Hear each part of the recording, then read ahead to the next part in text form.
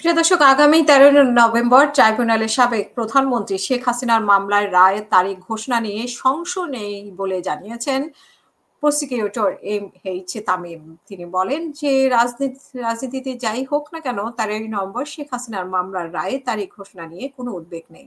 এছাড়া ১৩ নভেম্বর রায় ঘোষণা হবে না, ওই দিন কবে রায় ঘোষণা হবে সেদিন জানিয়ে দেওয়া হবে। জুলাই আগস্ট সংঘটিত মানবতা বিরোধী অপরাধের মামলায় ক্ষমতাচ্যুত প্রধানমন্ত্রী শেখ হাসিনা সহ কয়েকজন আসামির বিরুদ্ধে রায় কবে ঘোষণা করা হবে তা নিয়ে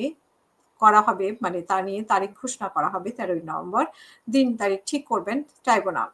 এইদিকে আজ জুলাই আগস্ট আন্দোলনের রাজধানী চাঙ্কারফুলে ৬ জনকে হত্যা মামলায় ঢাকা মহানগর পুলিশের সাবেক কমিশনার হাবিবুর রহমান সহ ৮ জনের বিরুদ্ধে ১৪তম দিনের স্বাক্ষর গ্রহণ শেষ হয়। পরবর্তীতে সাক্ষ্য গ্রহণ ১২ই নভেম্বর এবং পরবর্তী স্বাক্ষর গ্রহণ হবে ১২ই নভেম্বর এবং ট্রাইব্যুনালের এক বিচারপতি গোলাম মর্তুজা মজুমদারের নেতৃত্বে ৩ সদস্যের বিচারিক প্যানেলে চলে এই স্বাক্ষর গ্রহণ। আজ সাক্ষ্য দেন বিশেষ তদন্ত কর্মকর্তা তানভীর হাসান জোহা সহ ৩ জন। এর আগে ২ নভেম্বর ১৩তম দিনে সিআইডির ২ ফরেনসিক বিশেষজ্ঞ পুলিশ পরিদর্শক রকুনুজ্জামান এবং উপপরিদর্শক শাহিদ জোবাইরের লরেন্স সাক্ষ্য দেন এবং সাক্ষ্যতে তারা মামলার উদ্ধার করা আলামতের যাচাই বাছাইয়ের বর্ণনা তুলে ধরেন এবং পরে তাদের জেরা করেন পলাতক ৪ আসামির পক্ষে রাষ্ট্র নিযুক্ত আইনজীবী ও গ্রেফতারদের আইনজীবী।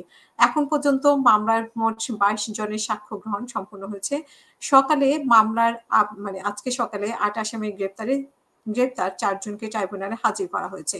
প্রিয় দর্শক, শোনা যাচ্ছে যে ১৩ তারিখে লকডাউন দিয়েছে মানে বাংলাদেশ আওয়ামী লীগের পক্ষ থেকে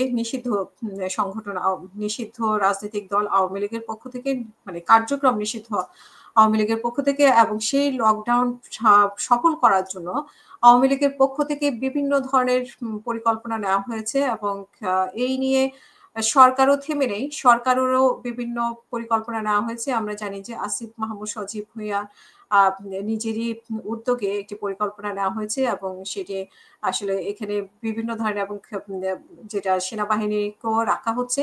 যদি এর মধ্যে বলা হয়েছিল যে সেনাবাহিনী ৫০% ব্যারাকে ফেরত যাবে, কিন্তু আসলে তথ্যতে ভুয়া। আজকে স্বরাষ্ট্র উপদেষ্টা বলেছেন। তো সব মিলিয়ে ২ পক্ষেরই পরিকল্পনা আছে এবং ১৩ তারিখ নিয়ে আসলে ১৩ তারিখ ঢাকায় লকডাউন হবে নাকি একটা বিশৃঙ্খলা তৈরি হবে, রাজনৈতিক উত্তেজনা তৈরি হবে, এই নিয়ে আসলে অনেক জল্পনা কল্পনা তৈরি হয়েছে ইতিমধ্যেই এবং বিশেষজ্ঞরা অনেক ধরনের মতামত প্রকাশ করেছেন। ইতিমধ্যেই আমরা জানি বেশ কয়েকটি গণমাধ্যমে বিদেশি গণমাধ্যমে শেখ হাসিনাও বক্তব্য রেখেছেন এবং সেই বক্তব্যের মাধ্যমে ওনার বক্তব্য পরিষ্কার হয়েছে।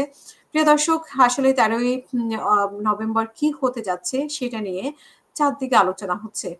দেখা যাক লকডাউন সফল করতে পারে কিনা নিষিদ্ধ ঘোষিত আওয়ামী লীগ।